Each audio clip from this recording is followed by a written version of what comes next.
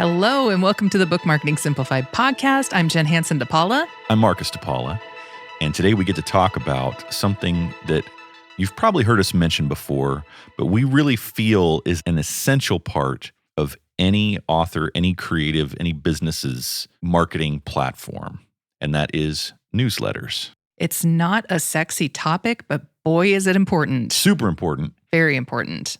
And we've wanted to talk about this for a while now. Yes. So where do we start? Well, the first thing that authors really need to do is to figure out what their funnel is. And this means, how are you going to connect with people? How are you going to drive them to your website and to your newsletter sign up and get them to sign up? The first step is really, which social media outlet are you focusing on? Is it Instagram? Is it TikTok? Is it Twitter, Facebook, whatever? Figuring out how you are connecting with them and always having a call to action to drive them to click a link or to visit your website. So you have to know how you're going to direct them to where you want them to go, because you have to be intentional. You can't just assume, oh, they're going to land on my link and sign up. So knowing how you're going to connect with people, how you're going to drive them to your website, and how you're going to retain them to get them to sign up for your newsletter. The mistake I see a lot of creators make is that they look at their social media accounts as the destination. Yes. The website is where you want to send people to, but the ultimate intention in your posts is to make the initial connection on social media where people are hanging out, get them to travel to your website to learn more about what you have to offer, and then give them something to sign up for. Yes. Which is the newsletter. So that takes us to the next. Yes. And the next step is to have an incentive. Now, I know that the knee-jerk reaction for an incentive is usually the first 2 chapters of a book. Right. Which is fine. But many times, 2 chapters isn't enough. Right. And in many books that many of us have read and many of us have written, it takes more than 2 chapters to really rev someone up to get to where they're really excited. Yeah. So I always say, if you are going to give sample chapters, give them multiple chapters to end on some cliffhanger. Right. Or something that is really enticing, that makes them go, oh, I need to know more, or, oh, what happens? There are other options to use for incentives. So the first one, if you're a fiction writer, if you have a novella, something short, like a short story, something that can give people a sampling of your writing. Maybe it's a dossier of your characters. Maybe it's a prequel that sets up your book. There are so many different options, and I actually have a link in the show notes for 25 incentives for fiction writers that they can tap into, because for fiction writers, it's a little more difficult. Right. So there are some ideas for you there. And if you don't already have those things created, take a look at your writing resources that you use to brainstorm your book. Yes. And see if you can just quickly convert those into a consumable piece that somebody can download and enjoy. Yes, because you want to spark their interest. It's something that your ideal reader is interested in, but it also gives them a sampling of what they can expect from your books, especially if you're a fiction writer. And for nonfiction, it is taking maybe one problem or one question that you can give your readers a quick fix on. You don't need to solve all their problems. And I know many people send these massive free ebooks as a free download, but many times I've found that they aren't completely consumed because there is so much information in there. You want something just really quick, like a 1-page download where you can answer a specific question or a problem that gives them a result that makes them think, oh man, what will the rest of their book be like? So it sparks that interest. So it can be a checklist. It can be a Q&A. It can be multiple different things. And it's something that will lead them to want to purchase your book, but it makes them actually want to sign up for your newsletter, because if you just say sign up for my newsletter, no one's going to do that. Right. So nonfiction authors have the opportunity to set up their topic that they're going to be helping people with without giving the whole thing away, and giving a small piece of value that's easy for someone to say, yes, I am willing to give you my email address in exchange for this information that's going to help me solve my problem. Yes, exactly. All right, so once we have our funnel laid out and we have the incentive on our website that gets people to sign up for our email list, what is the next piece? The next step is to get a newsletter management system in place. You cannot just blind carbon copy people on your email. Much less just email 100 people Exactly. with everybody's email address. You will be marked as spam, and it's not good. We highly recommend a system called MailerLite. It is very easy to use. It is very efficient, and it's something that will help you to schedule and manage your newsletter lists and your newsletter content. So it's going to help you save time, save your sanity, and to save you from being marked as spam. Right.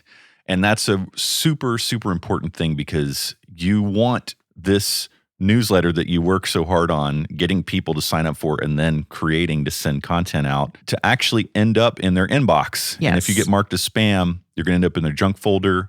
They're going to miss your newsletter. What's the point of doing all that work? But in addition to that, one other technical thing I want to talk about that is great for these services is they give you the easiest way to actually collect these email addresses. Yes. Because obviously you could just slap a Google form on your website and have a bunch of email addresses in a spreadsheet, but then what do you do with them? You embed this code on your website and it automatically puts their information directly into the marketing platform that you're going to send from. So all you have to do is just check a box when you're ready to send. Yes. And it gives your subscribers an easy way to unsubscribe. Right. If you just have a newsletter list that's in an Excel form and you have to go in and unsubscribe them and then reply to them saying that they are unsubscribed, it's just a big fat mess. Yep. And there are a lot of legalities that are popping up, especially over in Europe and in other countries, where you want to make sure that you're complying with those rules and regulations. And having a newsletter subscription service like MailerLite, or there's ConvertKit, there's a bunch of different kinds. But if you're just getting started off, I would recommend MailerLite. But these organizations will help you stay compliant with those rules, and they will cover your butt. Besides the legality aspect, you also just want to make sure that you're being respectful of these people you're trying to make a human connection with. Exactly.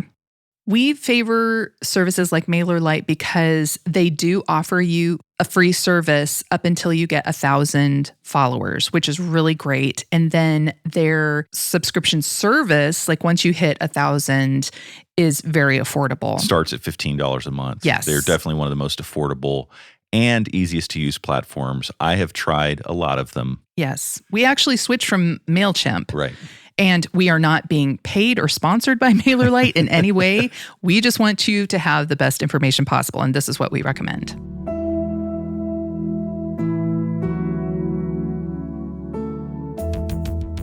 Okay, so we've talked about all of the mechanics of getting set up to be able to drive people to our website, catch their email address, and then send emails out. What else do authors need to know about setting up and maintaining a newsletter? The last bit that I want to talk about is being consistent. This is going to be key. I talk to so many authors who say that they just send out a newsletter when they are ready to sell a book. Right. And that is not a way to use your newsletter list.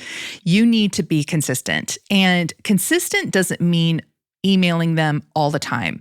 If you are just getting started, and if this is something new, start off with once a month, sending them an email. It doesn't have to be a magnum opus. Right. It is not something that needs to be very long. In fact, the shorter, the better. There's another link that we'll have in the show notes that gives you a good blueprint to use, like what to include in your newsletter. You don't have to reinvent the wheel every week. If you have a consistent blog or a consistent podcast, or if you're creating videos, you can use that content as your newsletter to drive people to read your blog post or to listen to your podcast. You want to look at your schedule and say, okay, realistically, how many newsletters could I send out a month? Right. We ultimately send out a newsletter every week because we want to stay at the front of mind of our clients and our customers. If you're a nonfiction writer, sending out a a weekly newsletter is very important. And if you write fiction, even writing once or twice a month is going to make a huge difference. Staying consistent, staying at the front of your audience's mind is key to your newsletter success. And I can already hear all the authors out there listening to this going, one more thing that I have to do. I don't have time for this. We hear this all the time. Every single client that we've worked with complains about the work of maintaining a newsletter. Yes, it is work. However, if you do, like Jenn said, you repurpose other content. Also, for me, I use it as another part of my creative writing process. You're a writer. You have to write a newsletter. This should be part of your weekly routine of just writing things to communicate with people. And again, it does not have to be long at all. It can be just a paragraph. Yes. And another pushback that we get a lot is, well, I don't subscribe to newsletters. I don't like newsletters. One of the biggest dangers that you can do as an author is to use your consumption or consumer habits as your readers. Right. They are not the same as you are. There are so many readers out there who cannot wait to hear from you. And so don't assume that just because you don't sign up for newsletters or that you feel like your readers don't even want to hear from you, because they do, do not put how you consume things on your readers, because that is actually not true. They want to hear from you. Right. And something we probably should have touched on at the beginning, but I think it's a good note to end on. Why do we need these newsletters? The reason is you want to own that connection with your followers. If you're just relying on the Facebook connection, on the Instagram connection, on the Twitter connection, on the Pinterest connection, those connections are controlled and owned by those social media platforms. If your account gets blocked or shut down or hacked, or if the service goes away like MySpace, what happens to all your connections? They disappear. So the email list is not just a way for you to have ownership of the way you communicate with your followers.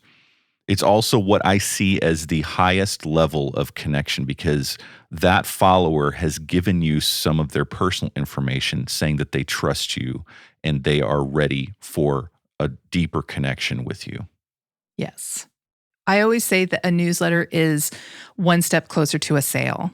These people want to hear from you. They signed up. And if they don't want to hear from you anymore, they'll unsubscribe. And that's fine. Yeah. And if you do see unsubscribes happen, everyone has them. And it's okay, because you're filtering out those true fans from mere onlookers. You're making room for the people that are actually passionate about what you're doing. Exactly. And you don't want to be paying for a service. Right. When people aren't actually involved. So you want to have the cream of the crop in your newsletter list. Because once you get past 1,000 subscribers, the more subscribers you have, the more money you pay per month for these services. Exactly. So those are the 4 main steps that you need to take to set up your newsletter list. And again, we have several links in our show notes that will give you more information and frameworks for what you need to actually send out your newsletter. So get that funnel set up. Make those incentives for people to want to sign up. Get your MailerLite account set up or whatever other service you choose, and then be consistent about making those connections with your followers via email. Exactly. So thank you so much for listening. If you want to leave us a review on your podcast listening place of choice, that would be great. We really appreciate it. And we'll talk to you next time.